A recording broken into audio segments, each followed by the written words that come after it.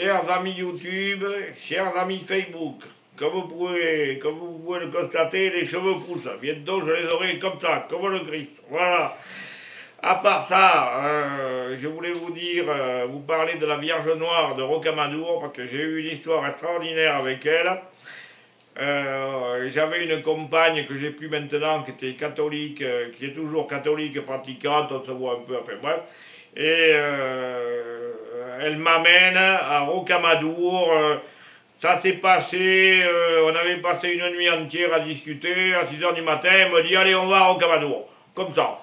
Moi j'ai dit c'est ok, allez, on prend la voiture.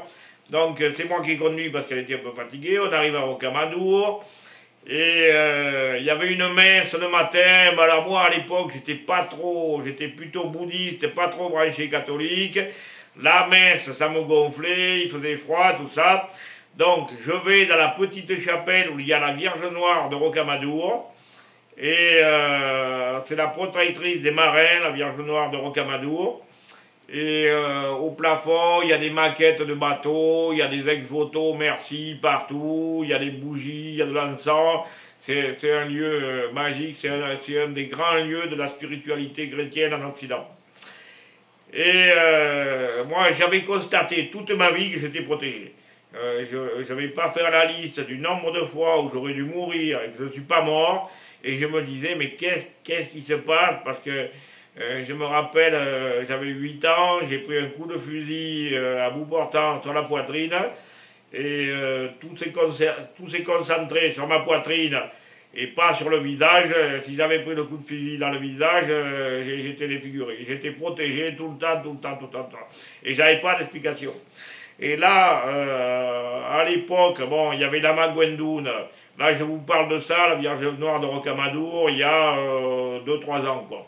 Bon, j'étais protégé par la Magwendoun, mais ça ne m'expliquait pas la protection de la Magwendoun, toute la protection que j'avais eue étant enfant. Et je me mets en communication avec la Vierge, en fait, la Vierge Noire de Rocamadour, qui est en fait la Vierge Marie des chrétiens.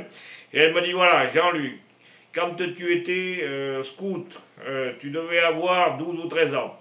Tu es venu en pèlerinage avec les scouts pour visiter le sanctuaire. Tu m'as fait des prières avec tellement de dévotion que j'ai décidé de te prendre sous ma protection. Si je n'avais pas fait ça, tu serais mort. Voilà, alors ça a été une grande émotion. Et puis j'ai revu toutes les fois où j'aurais dû mourir en me disant en fait, la protection à la base, elle vient quand j'avais 12 ou 13 ans et que la Vierge Noire m'a pris sous sa protection. Comme quoi ça sert de faire des prières avec de la dévotion. Voilà, c'est tout ce que je voulais dire. Allez à Rocamadour, c'est un lieu magnifique.